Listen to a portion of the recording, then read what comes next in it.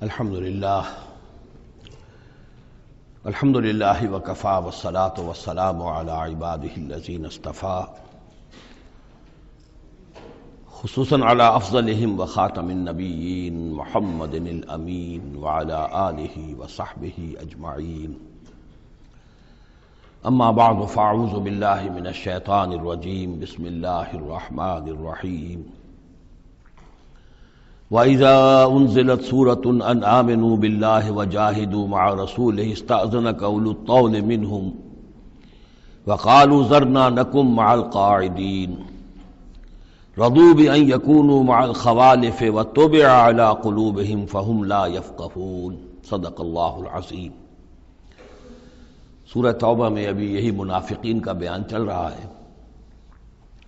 اور جب کوئی صورت نازل ہوتی ہے کہ ایمان لاؤ اللہ پر اور جہاد کرو اس کے رسول کے ساتھ مل کر، استأذنک اولو الطول منہم، تو ان میں سے جو مقدرت والے ہیں، دولت والے ہیں، وسائل رکھنے والے ہیں، وہ بھی آپ سے آ کر رخصت مانگتے ہیں۔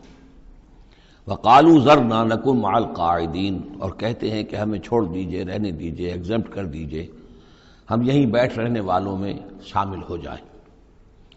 رضوا بأن یکونوا مع الخوالف، وہ اس پر راضی ہو گئے کہ پیچھے رہنے والی عورتوں میں شامل کر دیے جائیں، یعنی جنگ کرنا مردوں کا کام ہے، اور خواتین کو چونکہ پیچھے بچے اور خواتین ظاہر بات ہے کہ گھروں میں رہ جانے والے تھے، تو انہوں نے اپنے لیے یہ مقام پسند کیا، یہ ایک طرح کا ان پر طنز ہے۔ رضوا بأن یکونوا مع الخوالف وطبع علی قلوبہم فہم لا یفقہون، تو ان کے دلوں پر مہر کر دی گئی اور اب وہ سمجھ نہیں سکتے۔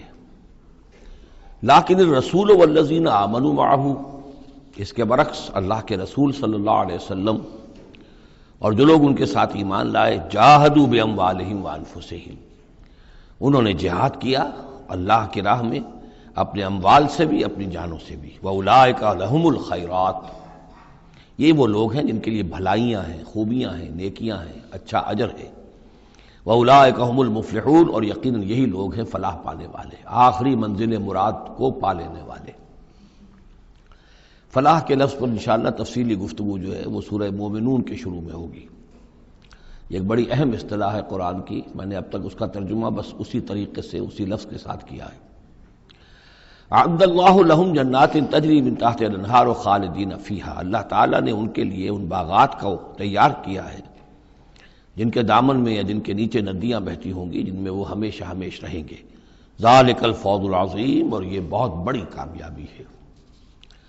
وجاء المعذرون من الاعراب لیؤذن لہم، اور آئے آپ کے پاس بہانے بنانے والے بدو بھی، مدینے کے لوگوں کا تذکرہ ہو رہا تھا، اب ظاہر بات ہے یہ نفیر عام تھی، اعلان عام تھا، تو اب جو بھی آس پاس تھے، جو دیہات میں رہنے والے مسلمان تھے، ان پر بھی یہ حکم جو ہے عائد تھا، تو ان میں سے بھی لوگ آئے اور رخصت طلب کرنے لگے۔ جاء المعذرون من الاعراب، اعراب اعرابیون کی جمع ہے، وہ جو لوگ بادیہ نشین بدو، لیؤذن لہم، کہ انہیں بھی اجازت دے دی جائے، انہیں بھی رخصت دے دی جائے۔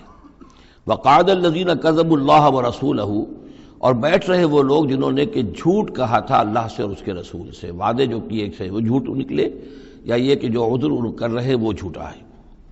سیصیب الذین کفروا منہم عذاب علیم، ان قریب ان میں سے جو لوگ کفر پر اڑ جائیں گے، یا جو لوگ فی الواقع کفر کی حد کو پہنچ گئے ہیں، ان کے لیے دردناک عذاب ہے۔ لیس علی الضعفاء، کمزوروں کا معاملہ یہ نہیں ہے، ان پر کوئی ذمہ داری نہیں ہے، کوئی ملامت نہیں ہے، ضعیف ہوں، ولا علی المرضى، نہ ہی بیماروں پر، ولا علی الذین لا یجدون ما ينفقون، نہ ہی ان پر کہ جن کے پاس کچھ خرچ کرنے کے لیے نہیں ہے۔ آخر اتنا لمبا سفر کرنا ہے، تبوک تک جانا ہے، کوئی سواری چاہیے، 4 آدمیوں پر ایک اونٹ ہو، کچھ تو ہو، کہیں تو کچھ نہ کچھ تو ان کو سہارا ملے، ان کے پاس سامان نہیں ہے، پیسہ نہیں ہے۔ لا یجدون ما ينفقون، تو جو لوگ اپنے پاس کوئی اس کی مقدرت نہیں رکھتے اور ساز و سامان نہیں رکھتے، تو ان پر حرج نہیں ہے۔ لیس علی الضعفاء حرج، یہ لیسا کے بعد جو ہے حرج یہاں آیا ہے، ان پر کوئی گناہ نہیں ہے، کوئی الزام نہیں ہے، کوئی ملامت نہیں ہے۔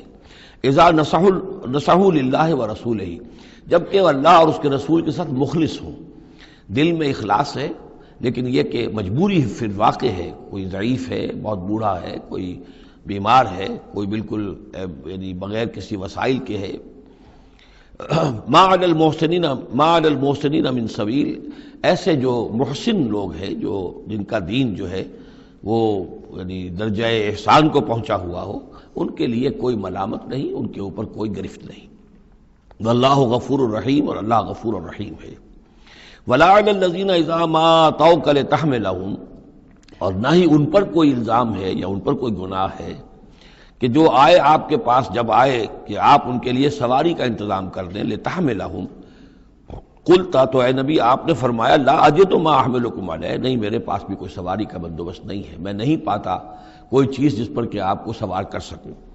تولوا، تو مجبوراً وہ لوٹ گئے، واعینہم تفیض من الدمع، اور ان کے آنکھوں سے آنسو جاری تھے، حزناً، اس حزن کی وجہ سے، اس رنج اور غم کی وجہ سے، اللہ یجدوا ما ينفقون، کہ ان کے پاس نہیں ہے جسے وہ خود خرچ کر سکیں اور اپنے لیے کسی سواری کا بندوبست کر سکیں۔ ایک طرف یہ جذبہ ہے، چاہتے ہیں، جانا چاہتے ہیں، لیکن مجبوری ہے، اس مجبوری کی بنا پر بھی اگر وہ رک رہے ہیں تو ان کو صدمہ ہے، افسوس ہے، رو رہے ہیں۔ دوسری طرف وہ ہیں جو اولو طول ہیں، ان کے پاس سب کچھ موجود ہے، وسائل و ذرائع ہیں، لیکن جانے کو تیار نہیں۔ انما السبیل علی الذین یستاذنونک وہم اغنیاء، ملامت اور الزام تو ان لوگوں پر ہے کہ جو آپ سے رخصت مانگتے ہیں جبکہ وہ غنی ہیں، مالدار ہیں۔ رضوا بان یکونوا مع الخوالف، وہ راضی ہو گئے اس پر کہ وہ پیچھے رہنے والی خواتین ہی کے ساتھ ہو جائیں۔ وطبع اللہ علی قلوبہم، اللہ نے ان کے دلوں پر مہر کر دی، فہم لا یعلمون، اور اب وہ صحیح علم سے بے بہرہ ہو چکے ہیں۔ یعتذرون الیکم اذا رجعتم الیہم، اب یعتذرون چونکہ یہ فعل مضارع ہے تو یہ بھی ہو سکتا ہے کہ کر رہے ہیں ترجمہ ہو کہ وہ اب بہانے بنا رہے ہیں یا عذر پیش کر رہے ہیں، اور یہ بھی کہ کریں گے۔ تو اس اعتبار سے یہ آیات یہ بھی ممکن ہے کہ اثناء سفر میں، واپسی کا جو سفر ہے تبوک سے، اس میں نازل ہوئی ہوں، اور یہاں پھر ہم مستقبل کے حوالے سے اس کا ترجمہ کریں گے، اور یہ بھی ہو سکتا ہے کہ مدینے واپس تشریف لانے کے بعد یہ آیات نازل ہوئی ہوں، تو اب حال میں اس کا ترجمہ ہوگا۔ بہانے بنائیں گے وہ لوگ کہ جن کی طرف کہ تم جاؤ گے لوٹ کر، یا بہانے بنا رہے ہیں تمہارے پاس آ کر وہ لوگ کہ جن کے پاس تم آ گئے ہو لوٹ کر، یہ دونوں ترجمے ممکن ہیں۔ قل لا تعتذروا، کہہ دیجئے یا کہہ دیجئے گا کہ اب بہانے مت بناؤ، کوئی عذر مت تراشو، کوئی لیم ایکسکیوزز پیش نہ کرو، لن نؤمن لکم، اب ہم تمہاری بات نہیں مانیں گے۔ قد نبأنا اللہ من اخبارکم، اللہ تعالیٰ نے ہمیں تمہاری خبروں سے پورے طور پر مطلع کر دیا ہے۔ پہلے تو معاملہ یہ تھا تبوک پر جانے سے قبل حضور کا معاملہ کہ وہ اپنی شرافت اور اپنی مروت کے اندر جس نے آ کر جو بات کہی تسلیم کر لی۔ اب چونکہ اس دوران میں یہ ساری آیات اتر چکی ہیں اور اللہ تعالیٰ نے جو کچھ ان کے اندر تھا چھپا ہوا وہ بھی کھول کر بیان کر دیا ہے، تو کہہ دیا گیا کہ اب آپ ڈنکے کی چوٹ کہہ دیجئے، لن نؤمن لکم، اب ہم تمہاری بات نہیں مانیں گے۔ قد نبأنا اللہ من اخبارکم، اللہ تعالیٰ نے تمہاری اخبار پر، تمہاری خبروں پر، تمہاری کیفیات پر ہمیں مطلع کر دیا ہے۔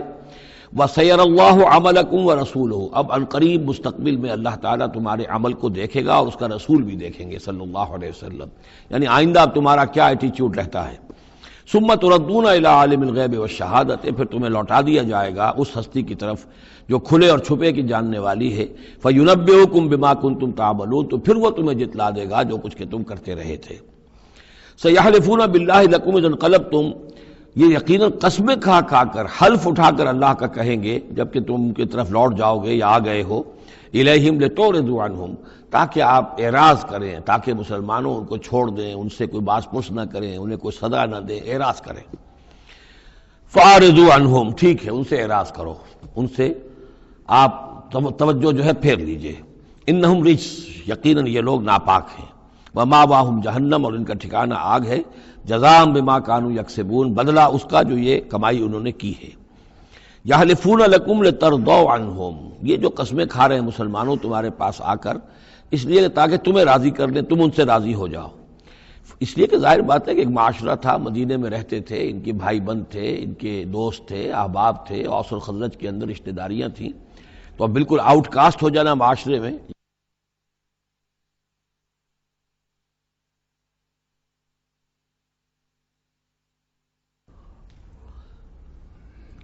تو ظاہر بات ہے کہ وہ پھر کوشش کرتے تھے کہ سارے مسلمان ہم سے بدظن نہ ہو جائیں، سب لوگ جو ہیں بدگمان ہو جائیں، تو ہم تو آؤٹ کاسٹ ہو جائیں گے۔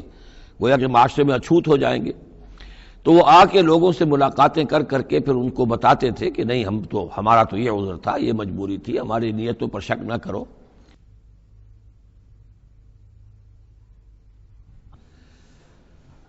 یحلفون لکم لترضوا عنہم، اے مسلمانوں یہ تمہارے سامنے قسمیں کھا کھا کر اپنے خلوص کا جو اطمینان تمہیں کرانا چاہ رہے ہیں وہ اس لیے کہ تم ان سے راضی ہو جاؤ۔ فَإِن تَرْضَوْا عَنْهُمْ فَإِنَّ اللَّهَ لَا يَرْضَىٰ عَنِ الْقَوْمِ الْفَاسِقِينَ، تو اگر تم ان سے راضی ہو بھی گئے تو اللہ تعالیٰ ان نافرمانوں سے راضی ہونے والا نہیں ہے۔ الْأَعْرَابُ أَشَدُّ كُفْرًا وَنِفَاقًا، بدو لوگ جو ہیں دیہاتی بادیہ نشین وہ کفر اور نفاق میں اور بھی زیادہ سخت ہیں۔ ذرا ہلکی کرو آواز۔ وَأَجْدَرُ أَن لَّا يَعْلَمُوا حُدُودَ مَا أَنزَلَ اللَّهُ عَلَيْهِ عَلَىٰ رَسُولِهِ، اور زیادہ لائق ہیں اس کے کہ نا واقف ہوں اس چیز کی حدود سے اور اس چیز کی تفاصیل سے کہ جو اللہ تعالیٰ نے اپنے رسول پر نازل فرمائی۔ یعنی مدینے والے تو پھر بھی حضور کی صحبت سے فیض یاب ہوتے ہیں، مختلف مواقع پر انہیں تعلیم کا سلسلہ حاصل ہے، جمعے کے خطبے ہوتے ہیں، حضور کا نصیحت کا معاملہ چلتا رہتا ہے۔ تو ظاہر بات ہے کہ جو لوگ ان چیزوں سے بھی محروم ہیں، بادیہ نشین ہیں، شاذ کبھی کوئی آیا مدینے میں تو حضور سے کی صحبت سے فیضیاب ہو گیا، لہذا فطری طور پر، معقول اور منطقی طور پر کفر اور شرک، کفر اور نفاق ان میں جو ہے وہ شدید تر ہے۔ واللہ علیم الحکیم، اور اللہ تعالیٰ سب کچھ جاننے والا اور کمال حکمت والا ہے۔ ومن الاعراب، اور ان بدوؤں میں سے وہ بھی ہیں، من یتخذ ما ينفق مغرما، کہ جو کچھ انہیں خرچ کرنا پڑتا ہے اسے وہ تاوان سمجھتے ہیں، یعنی زکوٰۃ ہے، عشر ہے، جو بھی اب ان کے اوپر عائد ہو گیا ہے، جو محصولات ہیں اسلامی نظام کے، اب یہ چونکہ ان کو دینے پڑ رہے ہیں، پہلے تو کوئی نظام ایسا تھا نہیں، تو یہ ان کو ایسے محسوس کرتے جیسے کوئی تاوان ہو۔ وَيَتَرَبَّصُ بِكُمُ الدَّوَائِرَ، اور وہ منتظر ہیں کہ کوئی گردش زمانہ آئے اور یہ جو حکومت قائم ہوئی ہے مدینے میں، جس کی وجہ سے ہمیں یہ سب کچھ کرنا پڑ رہا ہے، کوئی اس کے اندر تبدیلی پیدا ہو جائے، وہ حکومت ختم ہو جائے۔ علیہم دائرۃ السوء، اصل میں بری گردش خود ان پر مسلط ہے، یعنی جو منافقت ہے جو ان کے دلوں کے اندر، وہ ہے اصل برائی کے جو ان پر مسلط ہے۔ واللہ سمیع علیم، اور اللہ سب کچھ سننے والا اور جاننے والا ہے۔ وَمِنَ الْأَعْرَابِ مَن يُؤْمِنُ بِاللَّهِ وَالْيَوْمِ الْآخِرِ، اور اعراب سب کے سب ویسے نہیں ہیں، بلکہ ان میں سے ایسے بھی ہیں۔ من الاعراب، انہی بدوؤں میں وہ بھی ہیں، من یؤمن باللہ والیوم الآخر، جو ایمان رکھتے ہیں اللہ پر، یوم آخر پر۔ ویتخذ ما ینفق، اور جو چیز بھی وہ خرچ کرتے ہیں اللہ کی راہ میں اس کو سمجھتے ہیں قربات عند اللہ، کہ اللہ تعالیٰ کے قرب کا ذریعہ ہوگا، تقرب الی اللہ کا ذریعہ بن جائے گا۔ ہمارا یہ صدقہ، ہمارا یہ خیرات، ہمارا یہ دین کے لیے انفاق جو ہے، یہ اللہ تعالیٰ سے ہمیں قرب عطا کرے گا۔ وصلوات الرسول، اور رسول صلی اللہ علیہ وسلم کی طرف سے عنایتیں ہوں گی اور ان کی دعائیں ہماری شامل حال ہو جائیں گی۔ گویا کہ صاحب ایمان بھی تھے ان بدوؤں میں، سب کے سب منافق ہی نہیں تھے۔ الا انہا قربۃ لہم، آگاہ ہو جاؤ، ہاں ان کا یہ انفاق، اللہ کی راہ میں خرچ کرنا، یقیناً ان کے لیے باعث تقرب ہے اللہ کے لیے، اللہ کے نزدیک۔ سیدخلہم اللہ فی رحمتہ، ان قریب اللہ تعالیٰ انہیں اپنی رحمت میں داخل کرے گا۔ ان اللہ غفور الرحیم، یقیناً اللہ تعالیٰ معاف فرمانے والا، رحم فرمانے والا ہے۔ اب جو مضمون آ رہا ہے 13ویں رکوع میں، اس میں کیٹیگرائز کیا جا رہا ہے کہ اہل ایمان جو تھے اس وقت، یا یوں سمجھیے کہ جو مسلمان تھے ان میں کیا حفظ مراتب کا معاملہ کیا تھا۔ ظاہر بات ہے کہ تمام اہل ایمان ایک درجے کے تو نہیں تھے، خدا پنج انگشت یکساں نہ کرد، نہ ہر زن زنستو، نہ ہر مرد مرد، نہ تمام مومن ایک جیسے تھے، نہ تمام منافق ایک جیسے تھے، نہ تمام کمزور لوگ ایک جیسے تھے۔ تو یہ بھی بڑی یوں سمجھیے کہ حکمت قرآنی کا ایک اہم موضوع ہے، اس لیے کہ آئندہ بھی جب بھی کبھی کسی مسلمان معاشرے میں کوئی دینی تحریک اٹھے گی، ظاہر بات ہے جیسا کہ میں نے عرض کیا ہے انسانی فطرت میں تو کوئی تبدیلی نہیں ہوئی ہے، اسی طرح کے صورتحال پیش آئے گی، تو اس کی پہچان کے لیے لوگوں کے درمیان درجے بندی کا ایک فہم اور تفقع حاصل کرنے کے لیے یہ آیات جو ہیں یہ بہت ہی اہم ہیں۔ والسابقون الاولون من المہاجرین والانصار، اور پہل سبقت کرنے والے مہاجرین میں سے اور انصار میں سے، والذین اتبعوہم بإحسان، اور وہ لوگ جنہوں نے ان کی پیروی کی بھلائی کے ساتھ، نیکی کے ساتھ، رضی اللہ عنہم ورضوا عنہ، اللہ ان سے راضی ہو گیا اور وہ اس سے راضی ہو گئے. وعد لہم جنات تجری تحتها الانہار خالدین فیہا ابدا، ان کے نیچے ندیاں بہتی ہوں گی. اللہ نے وہ باغات تیار کر دیے ہیں ان کے لیے جن کے نیچے ندیاں بہتی ہوں گی، اس میں وہ ہمیشہ ہمیشہ رہیں گے. ذالک الفوز العظیم، یہی ہے بہت بڑی کامیابی. اب یہ ٹاپ کی ہیں، دو درجے ہیں، دو مراتب ہیں. جیسے ایک مرتبہ ہم دیکھ چکے سورہ نساء میں انبیاء، صدیقین، شہداء، صالحین، یہ گویا کہ ایک خاص اعتبار سے، اب اس کی تفاصیل میں جانے کا یہ موقع نہیں ہے، یہ مختلف اعتبارات سے درجہ بندی ہوتی ہے. ایک یہ درجہ بندی ہمارے سامنے آ رہی ہے کہ ٹاپ کے دو جو ہیں ان کے لیے الفاظ آئیں السابقون الاولون اور والذین اتبعوہم باحسان. یہ وہ لوگ ہیں نیک سرشت اور جن کی فطرتیں سلیمہ اور جن کی عقل سلیم تھی، لیکن ان میں بھی دو درجے تھے.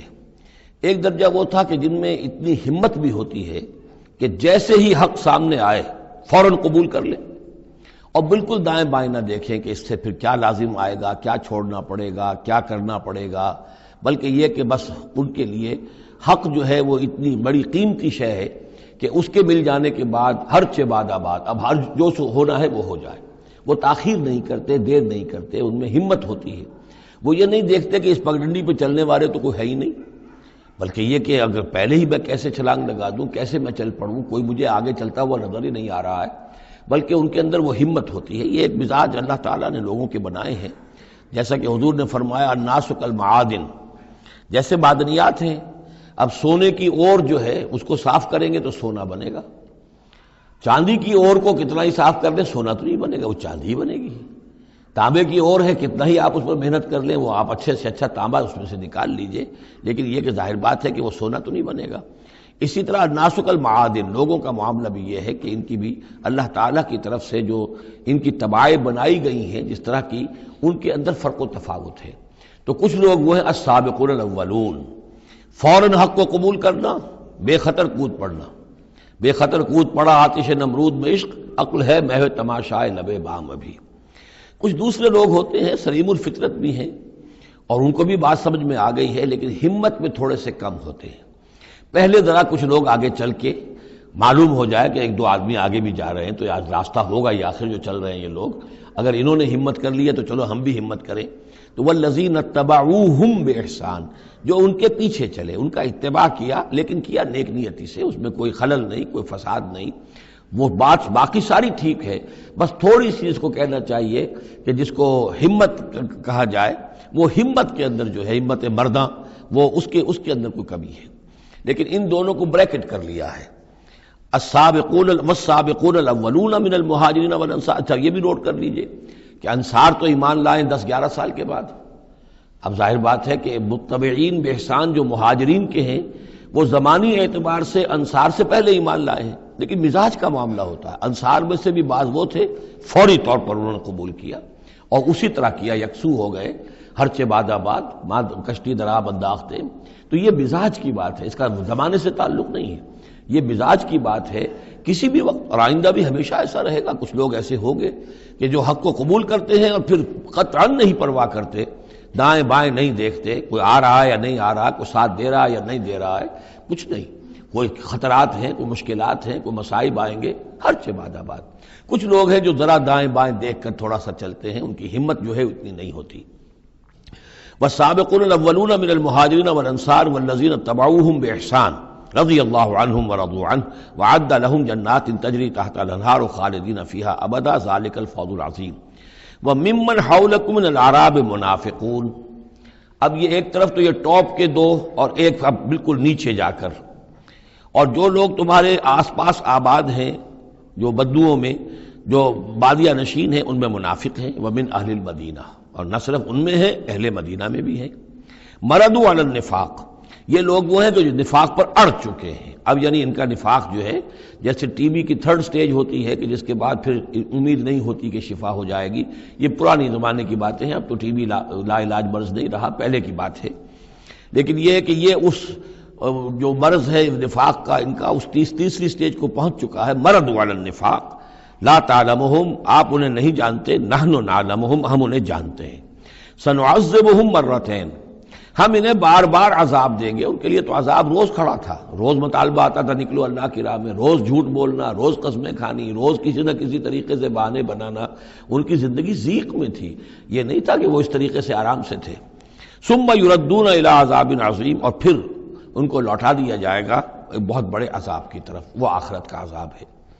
اس کے بعد اب درمیان میں پھر دو کیٹیگریز آ رہی ہیں. وہ لوگ کہ جو کچھ نیمے درو نیمے برو ہیں، منافق نہیں ہیں لیکن ہمت کی بہت کمی ہے، کچھ چلنا چاہتے بھی ہیں، کچھ نہیں چل پاتے ہیں، کچھ چلتے ہیں لیکن کبھی کبھی کسی سے غلطی بھی ہو جاتی ہے، کوئی ہمت بھی کرتے ہیں لیکن کبھی کوئی غلبہ ہو جاتا ہے، کوئی کسل ہو جاتا ہے، کوئی سستی طاری ہو جاتی ہے. اب ان کی کیٹیگری آ رہی ہے، لیکن ان کو بھی دو حصوں میں تقسیم کریں گے.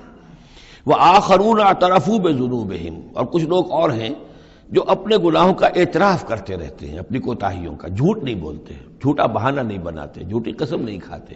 ہم سے خطا ہو گئی، ہم سے غلطی ہو گئی، واقعتاً ہم سے کوتاہی ہوئی ہے، واقعتاً ہم اپنے اہل و عیال کے اندر مصروف ہو کر اور اپنے فرائض کی ادا کرنے میں کوتاہی کا ثبوت دیتے رہے ہیں. یہ اعتراف، جب تک اعتراف ہوگا نفاق نہیں شمار ہوگا. جہاں جھوٹا بہانہ آنا شروع ہوا وہ نفاق ہے، اور جہاں جھوٹی قسم آ گئی وہ نفاق کی دوسری سٹیج ہے. اور اس کے بعد تیسری سٹیج یہ ہوتی ہے کہ اہل ایمان سے انہیں ضد ہو جاتی ہے، قد ہو جاتی ہے، دشمنی ہو جاتی ہے کہ یہ بے وقوف لوگ جو ہیں ان کی وجہ سے ہم پریشان ہو رہے ہیں. اگر یہ بھی ہماری طرح بیٹھ رہے ہیں تو ہمیں بھی کوئی پوچھے نہیں اور کوئی ہمارے اوپر بھی کوئی عتاب نہ آئے. یہ چونکہ فوراً وہ تو جیسے ہی آواز آئی اور یہ چل پڑتے ہیں، لہذا بجائے اس کے کہ ان کے بارے میں اچھے احساسات و جذبات ہوں کہ چلیے اللہ ان کو توفیق دے رہا ہے، بلکہ ان سے ایک دشمنی اور ایک ان کے دلوں کے اندر عداوت پیدا ہو جاتی ہے. وہ ہے نفاق. یہ اور کیٹیگری ہے کہ جو نفاق سب سے نیچے کر لیجئے اور سب سے اوپر وہ دو ہیں، والسابقون الاولون من المہاجرین والانصار والذین اتبعوہم بإحسان. اب ان کے درمیان میں یہ دو سٹیجز ہیں.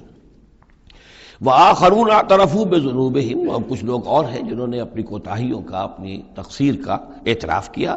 خلطوا عملا صالحا وآخر سیئا، انہوں نے کچھ گڈمٹ کیا ہوا ہے، نیک کام بھی کرتے ہیں، اثار بھی کرتے ہیں، انفاق بھی کرتے ہیں، لیکن یہ کہ کبھی کوئی غلط کام بھی کر بیٹھتے ہیں، کوئی بری حرکت بھی سرزد ہو جاتی ہے. عسى اللہ ان یتوب علیہم، اللہ تعالیٰ امید دلاتا ہے کہ اللہ تعالیٰ ان کی توبہ کو قبول فرمائے گا اور ان کی توبہ جو ہے ان کو توبہ کی توفیق دے گا.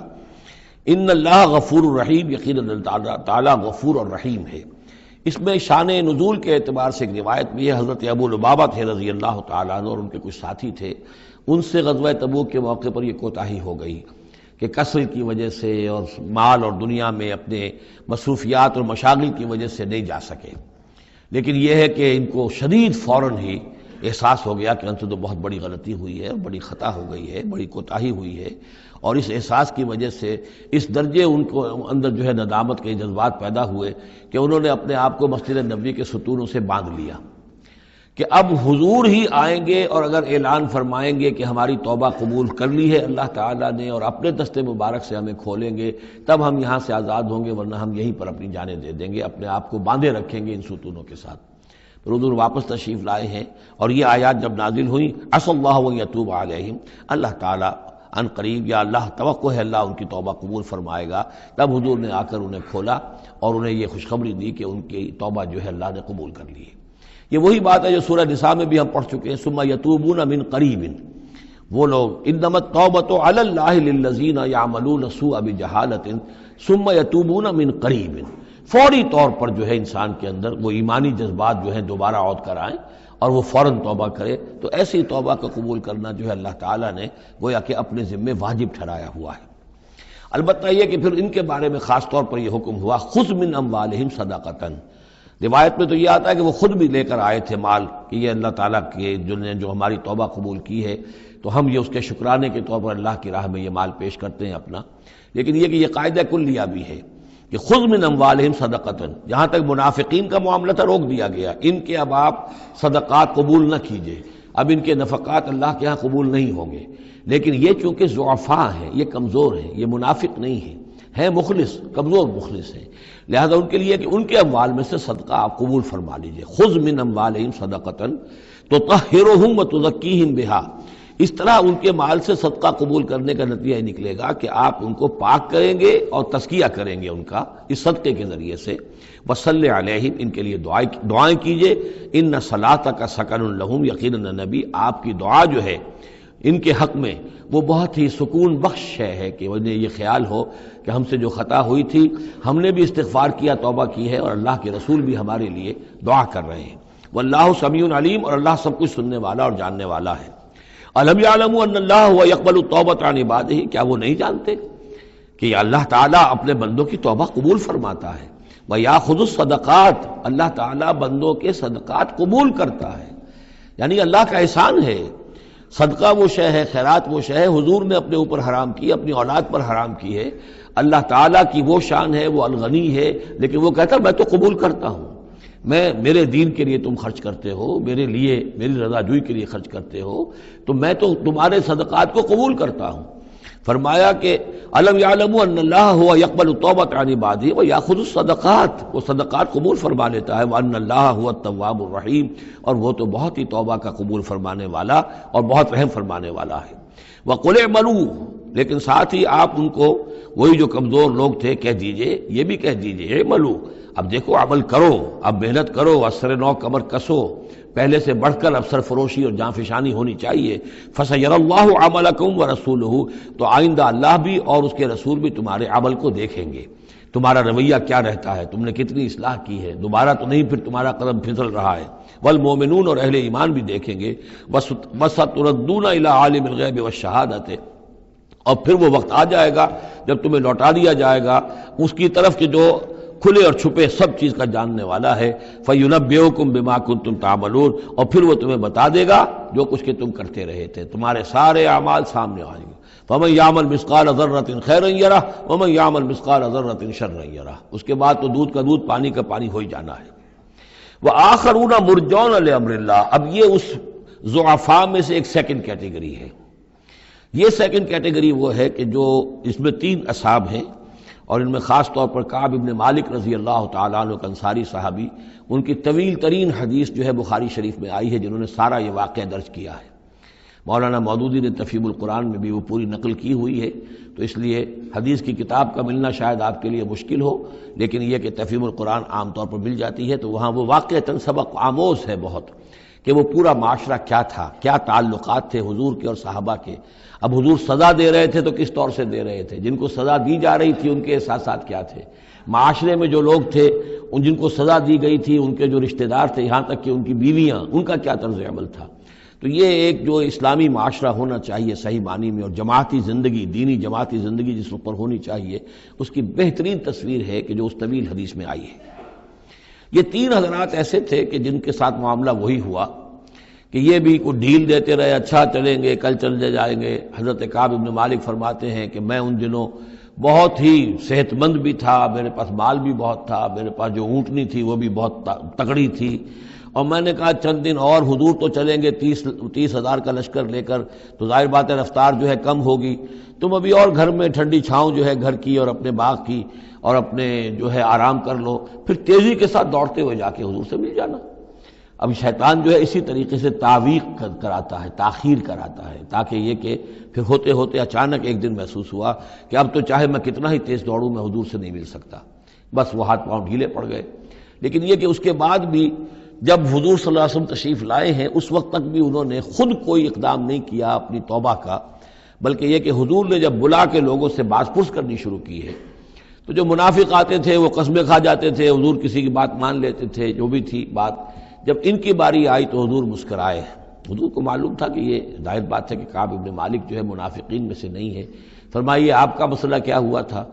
انہوں نے صاف کہہ دیا کہ حضور یہ لوگ جو جھوٹی قسمیں کھا کھا کر بچ گئے ہیں آپ کے ہاں سے، مجھے بھی اللہ نے زبان دی ہے، میں بھی بہت سے جھوٹی باتیں بھی کہہ سکتا ہوں، لیکن صحیح بات یہ کہ کوئی عذر نہیں ہے میرے پاس. میں جتنا ان دنوں صحت مند تھا اتنا کبھی صحت مند نہیں تھا، جتنا ان دنوں غنی تھا اتنا کبھی غنی نہیں تھا، میرے پاس کوئی عذر نہیں ہے سوائے اس کے کہ شیطان مجھے ورغلاتا رہا. تو حضور کو نے پھر ان کو، اور ان کے ساتھ 2 اور ساتھی تھے، ایسے 3 کا معاملہ یہ تھا، تو انہیں ایک سزا دی گئی، اور سزا مقاطعے کی تھی، سوشل بائیکاٹ، کوئی ان سے بات نہ کرے. وہ ان کے اوپر 50 دن جو گزرے ہیں، گھر میں ان کی بیوی ان سے بات کرنے کو تیار نہیں ہے. پوچھا گیا کہ میں بیوی یہاں پر میں رکھوں یا نہ رکھوں. بیوی نے آ کر کہا بوڑھے آدمی ہیں, کوئی ان کی خدمت کرنے والا نہیں ہے کہ رہ سکتی ہو, لیکن شاید انہوں نے بعد میں اپنی بیوی کو بھی بھیج دیا تھا, اس لیے کہ کسی کے پاس جاتے تھے کہ اللہ کے بندے تمہیں تو معلوم ہے کہ میں منافق نہیں ہوں, میں مسلم ہوں, اور تم مجھ سے بات نہیں کرتے ہو. تو وہ جواب دیتے تھے مسلمان اللہ و رسولہ عالم, اللہ اور اس کے رسول کو زیادہ بہتر معلوم ہے, اور منہ موڑ کر چلے جاتے تھے. تو یہ وہاں کا معاشرہ جو ہے اس کے اندر جو نظم تھا, ضبط تھا کہ ہمارے نبی نے چونکہ انہیں سزا دی ہے لہذا اب ان سے کوئی کلام نہیں کرے گا. اسی میں وہ واقعہ بھی پیش آیا, چونکہ 50 دن کا لمبا معاملہ تھا کہ ملک غسان کا جو ہے ان کے پاس ایک آ گیا ایلچی, اور اس کا خط اس نے دیا, اور اس میں یہ لکھا ہوا تھا کہ ہمیں معلوم ہے تمہارے ساتھی تم پر بڑا ظلم کر رہے ہیں, تمہارے صاحب جو ہے یعنی حضور صلی اللہ علیہ وسلم, تم تو بڑے شریف آدمی ہو اور تم بڑے اپنی قوم کے جو ہے وہ بہت سربراہ لوگوں میں سے ہو, تم ایسے تو نہیں ہو کہ تم اس طرح ذلیل کیا جائے, تم ہمارے پاس آؤ, ہم تمہیں اپنے یعنی اونچے درجے دیں گے اپنے دربار میں. تو انہوں نے کہا یہ اور مصیبت آئی, اور وہ خط لے کر پھاڑا اور تندور کے اندر پھینک دیا.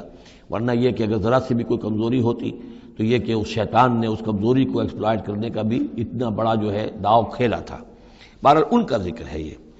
وآخرون مرجون لامر اللہ, اور کچھ اور ہیں کہ جن کے معاملے کو مؤخر کر دیا گیا ہے اللہ کے حکم سے.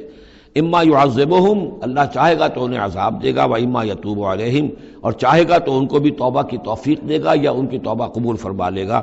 واللہ علیم حکیم, اور اللہ علیم اور حکیم ہے. ان کا ذکر جو ہے پھر بعد میں آئے گا, کچھ عرصے کے بعد گویا کہ وہ آیات نازل ہوئی کہ جن میں ان کی توبہ بھی بعد میں قبول ہو گئی. لیکن 50 دن کا بڑا سخت سوشل بائیکاٹ. والذین اتخذوا مسجدا ضرارا وکفرا وتفریقا بین المؤمنین وارصادا لمن حارب اللہ ورسولہ من قبل, اور وہ لوگ کہ جنہوں نے ایک مسجد بنائی ہے ضرار کے طور پر, زدم زدہ, ضرر سے ضرار باب مفعلہ ہے, وکفرا, اور کفر کے لیے, وتفریقا بین المؤمنین, اور اہل ایمان میں تفریق پیدا کرنے کے لیے, وارصادا لمن حارب اللہ ورسولہ, اور ان لوگوں کو گھات فراہم کرنے کے لیے, جائے پناہ دینے کے لیے کہ جو اللہ اور اس کے رسول سے جنگ کر رہے ہوں, من قبل, جو کہ اس سے پہلے سے اللہ اور اس کے رسول سے جنگ کر رہے تھے. یہ مسجد ضرار بنائی تھی منافقین نے مدینے کے اندر, اور مسجد قباء کے قریب کے علاقے ہی میں تھی یہ. اور یہ اصل میں اس کے پیچھے ایک شخص تھا ابو عامر راہب, خزرج کا یہ شخص تھا, اور یہ شخص بھی ویسے بڑا عالم شخص تھا, اور یہ عیسائی ہو گیا تھا اور راہب ہو گیا تھا. جیسے کہ ورقہ ابن نوفل تھے, وہ قرشی تھے, لیکن وہ بھی ان کی طبیعت سلیم تھی, عقل سلیم اور فطرت سلیمہ کی روشنی میں انہوں نے بھی اس وقت پھر بت پرستی چھوڑ کر اور عیسائیت اختیار کر لی تھی. کان یکتب التوراۃ بالعبرانیہ, اور اتنے بڑے عالم تھے کہ تورات عبرانی زبان میں لکھا کرتے تھے. تو اس حوالے سے اسی طرح کی ایک پیرلل شخصیت یہ ہے, ابو عامر خزرج کے تھے یہ.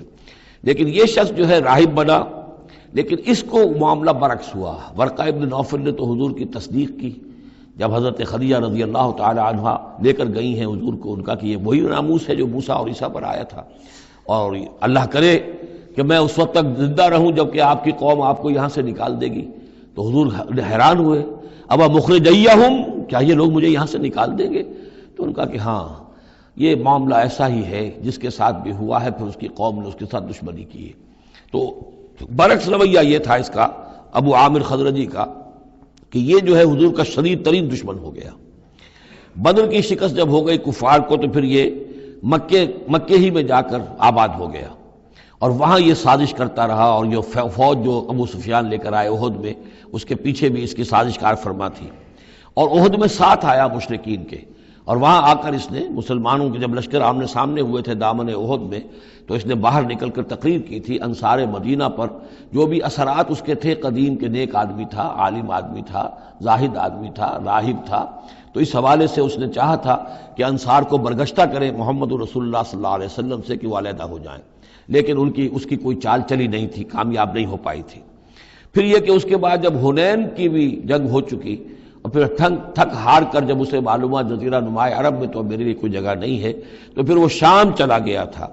شام میں مقیم رہ کر اس کا سلسلہ جنبانی جاری تھا مدینے کے منافقین کے ساتھ, اور وہاں سے اس نے انہیں حکم دیا کہ ایک مسجد بناؤ, ہو ذرا مدینے سے باہر, تاکہ جو بھی ہمارے سازشی عناصر ہیں وہ وہاں جمع ہو سکیں. یہ آپ کہیں گے مسجد ہے, یہ تو ہم مسجد میں نماز پڑھنے کے لیے جمع ہوتے ہیں, اور چونکہ مدینے سے ذرا باہر ہوگی لہذا اس کی خبریں بھی عام طور پر لوگوں کو نہیں ملیں گی. باہر سے کوئی پیغام مجھے بھیجنا ہوگا میں وہاں پہنچا دوں گا. تو نام اس کا مسجد رکھا گیا، اصل میں وہ فتنے کا ایک مرکز تھا جو تعبیر کیا گیا. تو والذین اتخذوا مسجدا ضرارا وکفرا وتفریقا بین المؤمنین وارصادا لمن حارب اللہ ورسولہ، یہ تھے مقاصد اس مسجد کی تعمیر کے. مسجد نما عمارت جو انہوں نے بنائی تھی کہ وہ اصل میں مسلمانوں کو نقصان پہنچانے کے لیے، کفر کی تقویت کے لیے، اہل ایمان میں تفریق پیدا کرنے کے لیے، اور جو بھی اللہ اور اس کے رسول کے دشمن ہیں ان کو ایک جائے پناہ اور ان کے لیے ایک گھات کی جگہ کہ وہ وہاں جا کر آ کر بیٹھے. جی مسافر ہیں، مسجد کے اندر ٹھہرے ہوئے ہیں، ان کے اوپر کوئی جو ہے کوئی تعارض ان سے نہ کرے. وَلَيَحْلِفُنَّ إِنْ أَرَدْنَا إِلَّا الْحُسْنَى، اور عن قریب وہ قسمیں کھا کھا کر کہیں گے کہ نہیں حضور ہماری کوئی بری نیت نہیں تھی، کوئی ارادہ نہیں تھا، بلکہ یہ کہ ہم نے تو نیکی کا ارادہ کیا تھا. اصل میں دوسری مسجد ہم سے دور پڑتی تھی، کچھ جماعت میں ہماری کچھ نمازیں رہ جاتی تھی جماعت سے، ہم نے کہا کہ ہم ایک مسجد اور بنا لیں تاکہ ہماری تمام جو نمازیں ہیں باجماعت ادا ہو جائیں. واللہ یشہد انہم لکاذبون، اللہ گواہی دیتا ہے کہ یہ جھوٹے ہیں. لا تقم فیہ، انہوں نے آ کے حضور سے درخواست کی ایک دفعہ حضور آپ تشریف لے چلیے، آپ کے آنے سے وہاں بڑی برکت ہو جائے گی، تو آپ مسجد جو ہے ہماری اس کو بھی یہ سعادت نصیب ہو جائے کہ آپ قدم رنجاں فرمائیں وہاں. لیکن اللہ تعالیٰ نے بر وقت روک دیا. لا تقم فیہ ابدا، اے نبی آپ اس مسجد میں کبھی کھڑے نہ ہوں. لمسجد اسس علی التقوی من اول یوم، یقیناً وہ مسجد جو پہلے دن ہی سے تقوی پر تعمیر کی گئی. مسجد قباء قریبی تھی اور یہ وہ مسجد ہے کہ جو سب سے پہلے تعمیر ہوئی ہے اور اس کی بنیاد تقوی پر تھی. حضور جب ہجرت کا سفر اختیار کر کے آئے تھے، مدینے پہنچے تو وہاں پہلا پڑاؤ تھا مدینے سے 3 میل باہر، اس پڑاؤ کی جگہ پر یہ وہ مسجد قباء ہے. تو مسجد اسس علی التقوی من اول یوم، پہلے دن سے جو مسجد جو ہے تقوی پر جس کی بنیاد رکھی گئی، احق ان تقوم فیہ، وہ زیادہ حقدار ہے، مستحق ہے اس کی کہ آپ اس میں کھڑے ہوں، اس میں نماز پڑھیں. فیہ رجال یحبون ان یتطہروا، اس میں وہ لوگ ہیں کہ جن کو بڑی پسند ہے یہ بات کہ وہ بہت پاک رہیں، بہت پاک رہیں. واللہ یحب المطہرین، اور اللہ تعالیٰ کو ایسے لوگ بہت پسند ہیں کہ جو بہت زیادہ پاکی کو پسند کرتے ہوں. ان سے پوچھا گیا پھر مسجد قباء والے مسلمانوں سے کہ آپ لوگوں کی وہ کون سا وصف ہے آپ کا جس کی وجہ سے اللہ تعالیٰ نے اتنی مدح فرمائی ہے کہ یہ بڑے متطہرین ہیں، مطہرین، اور اللہ ان کو پسند کرتا ہے. تو انہوں نے فرمایا کہ ہم قضاء حاجت کے بعد ڈھیلے بھی استعمال کرتے ہیں اور پھر پانی سے بھی طہارت کرتے ہیں. تو یہ دونوں طریقے سے وہ اپنا استنجا جو ہے وہ پوری طریقے سے کرتے تھے. اسی کو سمجھا گیا ہے کہ اللہ تعالیٰ نے اس کی تعریف فرمائی ہے. فیہ رجال یحبون ان یتطہروا واللہ یحب المطہرین. افمن اسس بنیانہ علی تقوی من اللہ ورضوان، تو کیا بھلا وہ کہ جس نے اپنی بنیاد رکھی ہو اپنی عمارت کی تقوی پر اللہ کی طرف سے اور اس کی رضا پر، وہ بہتر ہے. ام من اسس بنیانہ، یا وہ کہ جس نے اپنی تعبیر کی بنیاد رکھی ہے علی شفا جرف ہار، ایک ایسی کھائی کے کنارے پر جس کا کنارہ گرا چاہتا ہے، فنہارا بہی فی نار جہنم، تو پھر وہ اس کو لے کر گر گیا نار جہنم میں. یعنی یہ کہ انسان تعبیر کرتا ہے تو کوئی جگہ دیکھتا ہے، فرض کیجئے کوئی ایسی جگہ ہے کہ نیچے سے کھوکھلی ہے، آپ نے دیکھا ہوگا بعض جگہ دریاؤں کے کناروں کے اوپر کہ نیچے سے لیکن اوپر کنارہ چلا آ رہا ہے. اب اس کنارے کے اوپر جو ہے جس کے نیچے سپورٹ نہیں ہے، کوئی تعمیر کرے گا تو تعمیر کہاں جائے گی؟ وہ تو ظاہر بات ہے کہ وہ دریا میں گر جائے گی. تو اصل میں یہ جو تدبیریں ہوتی ہیں منافقین کی، ان کی مثال ایسے ہے کہ جہنم کے کنارے کے اوپر یہ خشکی ہے، اس کا کنارہ باہر نکلا ہوا ہے، اس پر یہ اپنی تعمیر کر رہے ہیں. ظاہر بات ہے کہ وہ کنارہ بھی ڈھہ جائے گا اور ان کو اور ان کی تعمیر کو لے کر جہنم میں جا گرے گا. واللہ لا یہدی القوم الظالمین، اور اللہ تعالیٰ ایسے ظالم لوگوں کو راہیاب نہیں کرتا. لا یزال بنیانہم الذی بنوا ریبۃ فی قلوبہم، یہ عمارت جو انہوں نے بنائی ہے، یعنی یہ جو بھی منافقت کی عمارت انہوں نے تعمیر کی ہے اور تانا بانا بنا ہے، یہ عمارت جو انہوں نے بنائی ہے اب رہے گی ان کے دلوں میں، شکوک و شبہات پیدا کیے رکھے گی. الا ان تقطع قلوبہم، الا یہ کہ ان کے دل کے ٹکڑے کر دیے جائیں. اس کو یوں سمجھیے کہ اگر فرض کیجئے کسی کے جسم میں کینسر بہت پھیل گیا ہو تو ظاہر بات ہے آپریشن نہیں ہو سکتا. کیا کریں گے آپ؟ پورے جسم کے ٹکڑے کر دیں گے. وہ تو اس ٹیشو میں بھی ہے، اس ٹیشو میں بھی ہے، اس ٹیشو میں بھی ہے، وہاں بھی پہنچ گیا ہے، یہاں بھی پہنچ گیا ہے، اب ممکن نہیں. تو اسی طریقے سے ان کے دلوں کے اندر اس کی جڑیں اتنی گہری جا چکی ہے منافقت کی کہ ان کے دلوں سے منافقت کی جڑیں نکل ہی نہیں سکتی الا یہ کہ دل کے ٹکڑے ٹکڑے کر دیے جائیں، دل ریشہ ریشہ کر دیا جائے تو آپ جڑیں نکال لیں، ورنہ اس کے بغیر ممکن نہیں ہے، یعنی اس درجے راسخ ہو چکے ہیں۔ لا يزال بنيانهم الذي بنوا ريبة في قلوبهم الا ان تقطع قلوبهم والله عليم حكيم، اللہ تعالی علیم اور حکیم ہے۔ ان اللہ اشترى من المؤمنین انفسهم واموالهم بان لهم الجنہ، یہ دو آیات پھر بہت اہم آ گئی ہیں۔ یقیناً اللہ نے خرید لی ہے اہل ایمان سے ان کی جانیں بھی اور ان کے مال بھی، اس قیمت پر کہ ان کے لیے جنت ہے۔ یقاتلون فی سبیل اللہ، یہ ہے بیع و شراء جو ایک صاحب ایمان کی اللہ کے ساتھ ہو جاتی ہے۔ ان اللہ اشترى، صاحب ایمان بیچتا ہے، اللہ خریدتا ہے۔ ان اللہ اشترى من المؤمنین انفسهم واموالهم بان لهم الجنہ یقاتلون فی سبیل اللہ، وہ جنگ کرتے ہیں اللہ کی راہ میں، فیقتلون ویقتلون، تو قتل کرتے بھی ہیں قتل ہوتے بھی ہیں۔ 70 قتل کر دیے انہوں نے قرشی میدان بدر میں، 70 شہید ہو گئے دامن احد میں۔ وعد اللہ علیہ حقا، وعدن علیہ حقا، یہ وعدہ اللہ کے ذمے ہے، ثابت ہے، پختہ ہے، قائم ہے، یعنی جنت انہیں اللہ دے کر رہے گا۔ اس میں اصل میں جو بین السطور کا یہ یا جو چیز پس منظر میں ہے وہ یہ ہے کہ ایک سودا ہوتا ہے نقد، آپ نے مال دیا اور قیمت لے لی، بات ختم ہو گئی۔ یہ جو اللہ کے ساتھ سودا ہے یہ ادھار ہے، یہاں سب کچھ لگا دو، خرچ کر دو، جان مال تن من دھن لگا دو، آخرت میں ملے گی جنت۔ جنت یہاں نہیں ہے، جنت وہاں ہے۔ تو چونکہ ادھار کا سودا ہے، اس پر دل میں کچھ نہ کچھ دغدغہ رہتا ہے۔ نو نقد نہ تیرا ادھار والی جو مثال ہے کہ 9 نقد نہ تیرا ادھار، ادھار کی 13 سے بہتر ہے کہ 9 جو نقد ملتے ہیں وہ لے لیے جائیں۔ تو اس حوالے سے جو ہے انسانی کمزوری بر بنائے طبع بشری اس کے اندر ایک دغدغہ رہتا ہے، اس کو اب کس زور کے ساتھ اس کی نفی کی جا رہی۔ وعدن علیہ حقاً، کوئی شک نہ کرو یہ وعدہ ہے اس کے ذمے حق ثابت، فی التوراۃ والانجیل والقرآن، اور اللہ کی طرف سے اس وعدے کی توثیق 3 دفعہ ہو چکی ہے، تورات میں ہوئی، انجیل میں ہوئی، قرآن میں ہوئی۔ ومن اوفی بعہدہ من اللہ، اور اللہ سے بڑھ کر اپنے عہد کا وفا کرنے والا کون ہوگا؟ فاستبشروا ببیعکم الذی بایعتم بہ، پس خوشیاں مناؤ، جشن مناؤ اس بیع پر جو تم نے کی ہے۔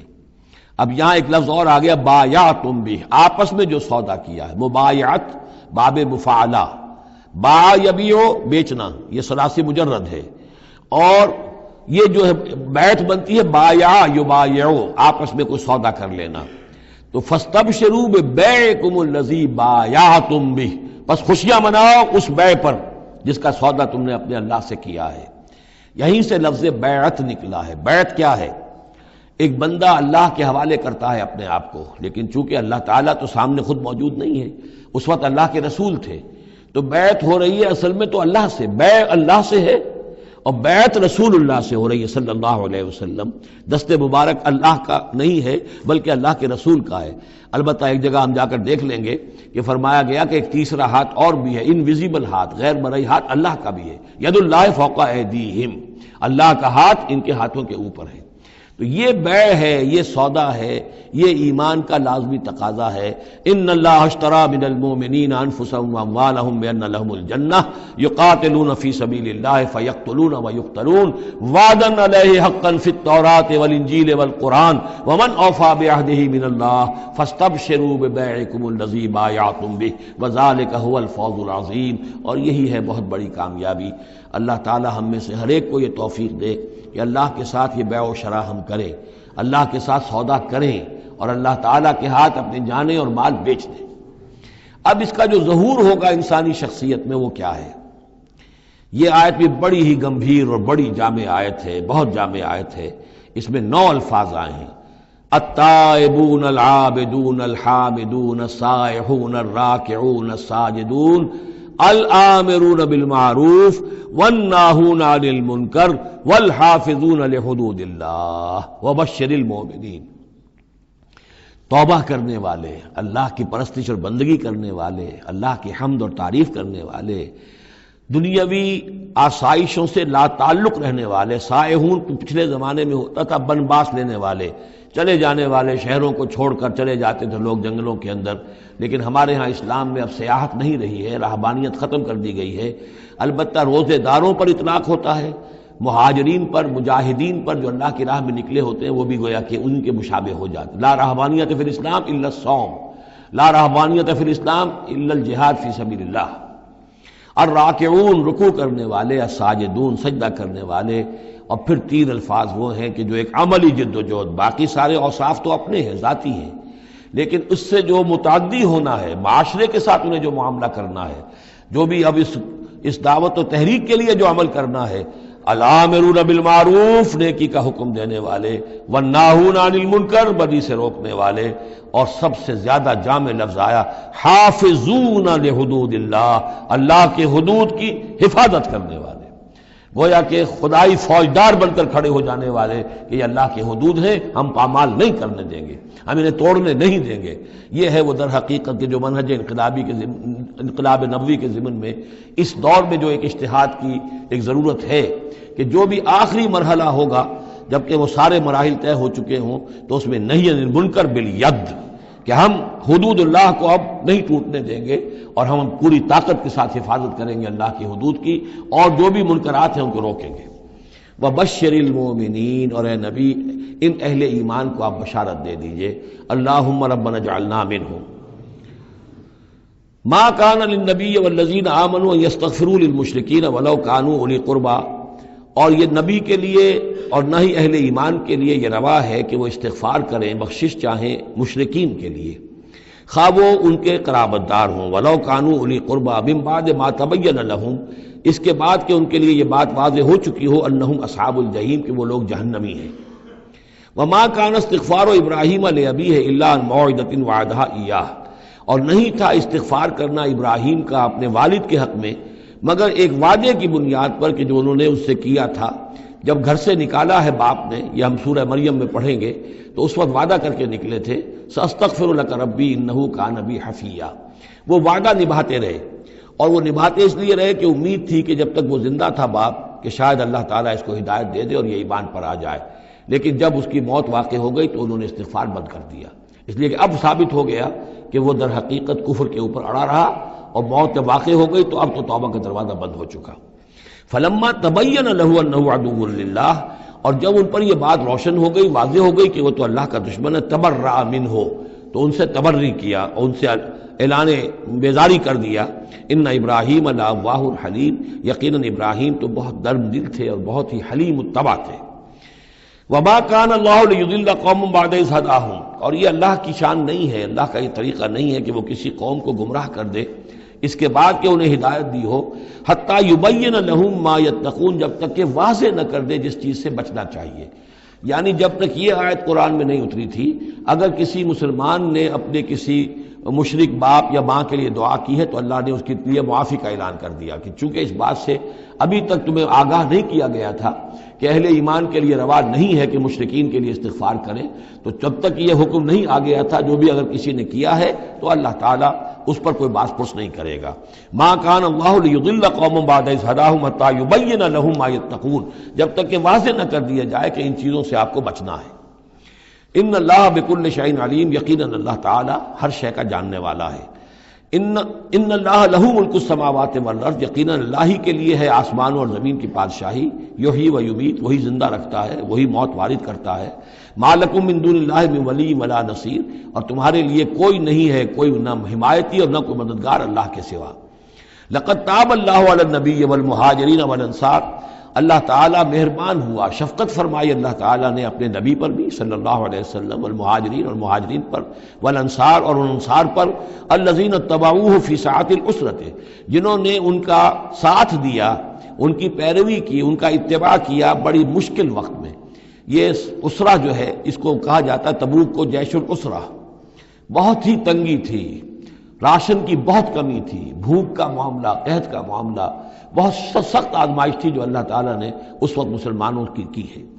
لیکن جن لوگوں نے ساتھ دیا، ثابت قدم رہے، ان کے لیے اب یہ کہ اللہ تعالیٰ کی طرف سے اعلان عام ہو رہا ہے، لقد تاب اللہ علی النبی والمہاجرین والانصار الذین اتبعوہ فی ساعۃ العسرۃ من بعد ما کاد یزیغ قلوب فریق منہم، اس کے بعد کہ ان میں سے ایک گروہ کے دل میں کچھ کجی آنے بھی لگی تھی، پر بنائے طبع بشری کہیں نہ کہیں کچھ نہ کچھ کمزوری، جیسے کہ غزوہ احد میں بھی بنو حارثہ اور بنو سلمہ کے بارے میں عارضی طور پر تھوڑی سی کمزوری آ گئی تھی، ثم تاب علیہم، پھر اللہ تعالیٰ نے ان پر توجہ فرمائی، عنایت فرمائی، انہ بہم رؤوف الرحیم، یقیناً وہ ان کے حق میں بہت مہربان ہے، رحم فرمانے والا۔ وعلی الثلاثۃ الذین خلفوا، اور اب یہ اعلان ہو گیا ان تین کے بارے میں بھی جن کا کہ معاملہ مؤخر کر دیا گیا تھا، اور وہ تین کعب ابن مالک اور ان کے ساتھ اور بھی ہلال ابن امیہ اور مرارہ ابن ربیع رضی اللہ تعالیٰ عنہم اجمعین، یہ تین صحابہ تھے انصاری۔ وعلی الثلاثۃ الذین خلفوا، اور ان لوگوں پر بھی وہ جو تین کہ جن کا معاملہ ذرا پیچھے ڈال دیا گیا تھا، مؤخر کر دیا گیا تھا، ان پر بھی اللہ نے توبہ فرمائی، یعنی اللہ نے توبہ قبول فرمائی۔ حتیٰ اذا ضاقت علیہم الارض بما رحبت، یہاں تک کہ جب زمین ان پر اپنی تمام کشادگی کے باوجود تنگ پڑ گئی، وضاقت علیہم انفسہم، اور ان پر اپنی جانیں جو ہے بھاری ہو گئیں، وظنوا ان لا ملجا من اللہ الا الیہ، اور انہیں یقین ہو گیا کہ اللہ تعالیٰ سے بچ کر جا کر کوئی اور پناہ گاہ ہے ہی نہیں سوائے اس کے کہ اسی کی جناب میں آ کر پناہ لی جائے۔ لا ملجا من اللہ الا الیہ، جیسے یہ کہ کوئی بچے کو اگر ماں مارتی ہے تو بچہ پھر لپکتا ہے ماں کی طرف، لپٹتا ہے ماں سے، جائے کہاں؟ ظاہر بات ہے کہ مار رہی ہے ماں، لیکن وہ پھر لپٹ رہا ہے ماں کے ساتھ۔ اسی طرح لا ملجا من اللہ الا الیہ، اللہ تعالیٰ کی طرف سے اگر کوئی سختی بھی آئے، سزا بھی آئے، تو آخر بھاگے جائیں کہاں؟ اللہ ہی کی جناب میں پھر پناہ لینی ہے۔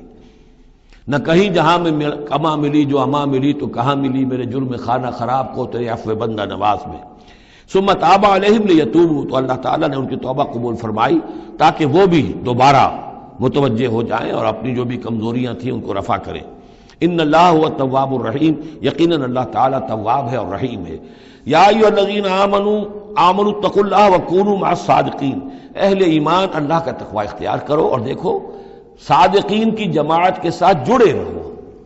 یہ جڑے رہنا جو ہے یہ ہے در حقیقت کسی جماعتی زندگی کے اندر، جیسا کہ ہم نے اس سے پہلے پڑھا تھا سورہ انعام میں، لَهُ أَصْحَابٌ يَدْعُونَهُ إِلَى الْهُدَى ائْتِنَا، اگر کسی کے کچھ ساتھی ہوں، کسی وقت کسی کا پاؤں گر گیا، پھسل گیا، تو کوئی اور ساتھی سہارا دینے والا ہو، ہاتھ پکڑنے والا ہو، کسی کی کسی وقت ہمت جو ہے جواب دے رہی ہے تو دوسرا جو ہے اس کی ہمت بنانے والا ہو، اجتماعی زندگی جو برکتیں ہیں۔ یا ایھا الذین آمنوا اتقوا اللہ وکونوا مع الصادقین، اور سچے لوگوں کی معیت اختیار کرو۔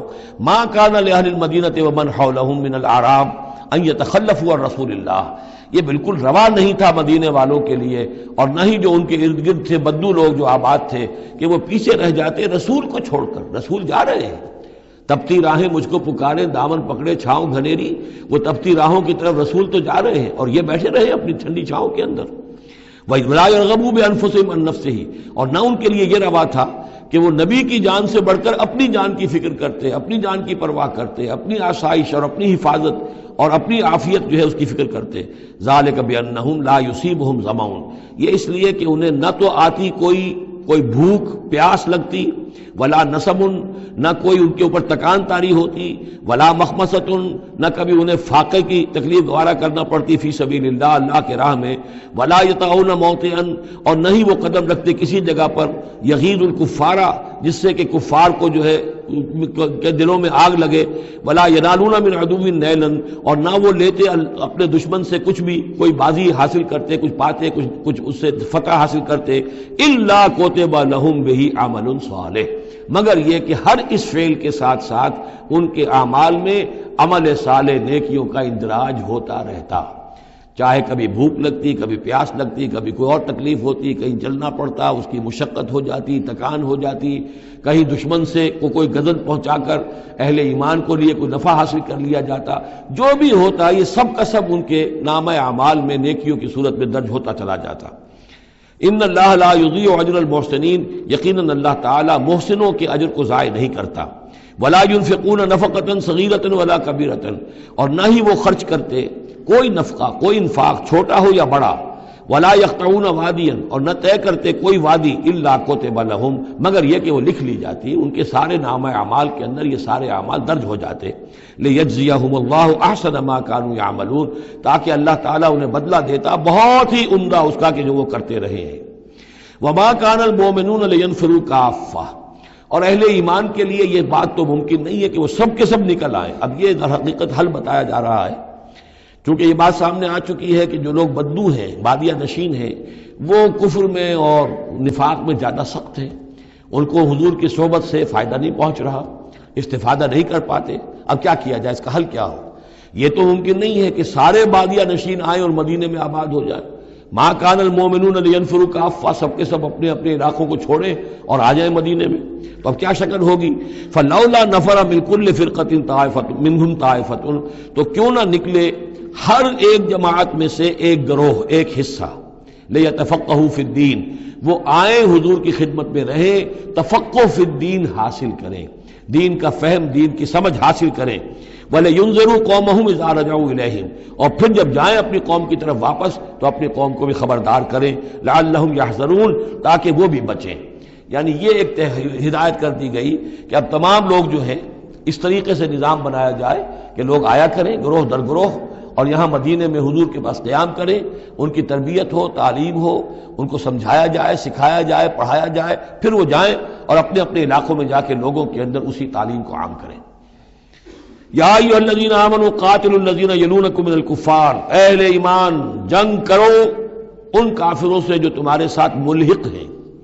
اصل میں یہ چونکہ اب حضور صلی اللہ علیہ وسلم کی جو دعوت کا بین الاقوامی یا عالمی یا آفاقی دور ہے اس کا آغاز ہو چکا ہے، اب اس کو بڑھنا ہے، تو یہاں حکم دیا جا رہا ہے اب جو دارالاسلام کی سرحد یہاں ہے تو جو کافر یہاں بستے ہیں ان سے قتال کرو، پھر وہ سرحد آگے چلی جائے گی تو اگلوں کے ساتھ قتال کرو۔ یہ قتال جاری رہنا ہے تا آ کے پوری دنیا پر اللہ کا دین غالب ہو جائے۔ جیسے کہ وہ قتال جاری رہا، قاتلوہم حتی لا تکون فتنۃ ویکون الدین کلہ للہ، جیسے جزیرہ نما عرب کی حد تک قتال کے جاری رکھنے کا حکم تھا کہ جب تک جزیرہ نما عرب سے کفر اور شرک کا خاتمہ نہیں ہو جاتا اور اللہ کا دین وہاں غالب نہیں ہو جاتا یہ جنگ جاری رہے گی۔ اب معاملہ یہ ہے کہ حضور صرف عرب کے لیے نہیں بھیجے گئے تھے بلکہ پوری دنیا کے لیے، لہذا اب اس کے لیے یہ اعلان عام ہے، چارٹر ہے، اسی پر عمل کرتے ہوئے فوجیں نکلی ہیں۔ ورنہ جیسا کہ میں نے کئی مرتبہ عرض کیا ہے، ایرانیوں نے تو کہا بھی تھا کہ ہمارے اوپر کیوں تم چڑھ کر آ گئے ہو، یہ اللہ کا حکم ہے۔ یا ایھا الذین آمنوا قاتلوا الذین یلونکم من الکفار ولیجدوا فیکم غلظہ، اور چاہیے کہ وہ تمہارے اندر سختی محسوس کریں، نرمی نہ پائیں، سختی محسوس کریں۔ وَاعْلَمُوا أَنَّ اللَّهَ مَعَ الْمُتَّقِينَ، اور جان لو کہ اللہ تعالیٰ متقیوں کے ساتھ ہے۔ وَإِذَا مَا أُنزِلَتْ سُورَةٌ فَمِنْهُم مَّن يَقُولُ أَيُّكُمْ زَادَتْهُ هَٰذِهِ ایمانا، اور جب کوئی سورت نازل ہوتی ہے تو وہ کہتے ہیں آپس میں، پھر منافقین کا تذکرہ ہو رہا ہے، بھائی کس کے ایمان میں اضافہ ہو گیا اس سورت سے، استہزاء کے انداز میں، کیونکہ یہ بات کہی گئی ہے جب وہ آیات سنتے ہیں اللہ کی تو ان کے ایمان میں اضافہ ہوتا ہے، تو اب وہ تبصر کرتے تھے۔ وَإِذَا نَزَلَتْ سُورَةٌ أُنزِلَتْ سُورَةٌ، جب کوئی سورت نازل کی جاتی ہے، فَمِنْهُمْ، تو ان میں سے وہ لوگ بھی ہیں جو کہتے ہیں مَن يَقُولُ أَيُّكُمْ زَادَتْهُ هَٰذِهِ ایمانا، اس سورت کے آنے سے تم میں سے کس کس کے ایمان میں اضافہ ہو گیا۔ فَأَمَّا الَّذِينَ آمَنُوا فَزَادَتْهُمْ ایمانا، تو واقعتاً جو ایمان والے ہیں ان کے ایمان میں یقیناً اضافہ ہوا ہے۔ وَهُمْ يَسْتَبْشِرُونَ، اور وہ خوش ہوتے ہیں، خوشیاں مناتے ہیں، اللہ نے مزید آیات اتاری ہیں، اللہ نے ہمارے ایمان کو اور جلا بخشی ہے۔ وَأَمَّا الَّذِينَ فِي قُلُوبِهِم مَرَضٌ، رہ گئے وہ لوگ کہ جن کے دلوں میں روگ ہے، فَزَادَتْهُمْ رِجْسًا إِلَىٰ رِجْسِهِمْ، تو ان کے جو گندگی پہلے سے ہے ان آیات کے نزول کے بعد بھی ان کی گندگی ہی میں اضافہ ہوتا ہے۔ وَمَاتُوا وَهُمْ كَافِرُونَ، اور وہ مرتے ہیں اسی حال میں کہ وہ کافر ہوتے ہیں۔ اولا يرون انهم يفتنون في كل عام مرة او مرتين، کیا یہ منافق دیکھتے نہیں ہیں کہ ہر سال ان کو آزمایا جا رہا ہے، ایک بار یا دو بار، کوئی نہ کوئی مرحلہ آ جاتا ہے، ہر سال کوئی قتال کا مرحلہ آ گیا، کوئی اور آزمائش آ گئی۔ ثم لا يتوبون ولا هم يذكرون، اس کے باوجود نہ یہ توبہ کرتے ہیں اور نہ ہی نصیحت اخذ کرتے ہیں۔ وَإِذَا مَا أُنزِلَتْ سُورَةٌ نَظَرَ بَعْضُهُمْ إِلَىٰ بَعْضٍ، اور جب کوئی صورت نہیں اترتی ہے جس میں قتال کا ذکر بھی ہو جائے تو پھر وہ ایک دوسرے کو دیکھتے ہیں، نظر بعضهم الى بعض، کنکھیوں سے، آنکھوں میں اشارے کرتے ہیں، هل يراكم من احد، تمہیں کوئی دیکھ تو نہیں رہا؟ ثم انصرفوا، پھر وہ وہاں سے کھسک جاتے ہیں۔ صرف اللہ قلوبہم، اصل میں اللہ تعالیٰ نے ان کے دلوں کو پھیر دیا ہے، بانہم قوم لا یفقہون، اس لیے کہ ان کے دل تفقہ سے خالی ہیں۔ اب یہ جو دو آیتیں ہیں یہ قرآن مجید کی عظیم ترین آیات میں سے ہیں۔ لقد جاءکم رسول من انفسکم، لوگوں دیکھو آ گیا ہے تمہارے پاس ہمارا رسول صلی اللہ علیہ وسلم، تم ہی میں سے ہے، انسان ہے، بنی نوع بشر میں سے ہے، عزیز علیہ ما عنتم، اور مسلمانوں جو تم پر کوئی بات مشکل کی ہوتی ہے وہ ان پر بھی بڑی بھاری گزرتی ہے، حریص علیکم، تمہارے حق میں بہت حریص ہیں، سارے خیر، ساری خوبیاں، ساری بھلائیاں اللہ تمہیں دے دے، بالمؤمنین رؤوف الرحیم، اور اہل ایمان کے حق میں وہ شفیق بھی ہیں، رحیم ہیں، مہربان ہیں۔ فَإِن تَوَلَّوْا، پھر بھی اگر وہ منہ پھیر لیں، فقل، تو اے نبی کہہ دیجئے، حسبی اللہ، میرے لیے اللہ کافی ہے، لا الہ الا ہو، اس کے سوا کوئی معبود نہیں، علیہ توکل، تو میں نے اس پر توکل کیا ہے، وہو رب العرش العظیم، اور وہ بہت بڑے عرش کا رب ہے، وہ عرش جو اس کا ہمارے تصور کے اندر آ ہی نہیں سکتا، رب العرش العظیم، بڑے عرش والا مالک ہے۔ بارک اللہ لی ولکم فی القرآن العظیم ونفعنی وإیاکم بالآیات والذکر الحکیم۔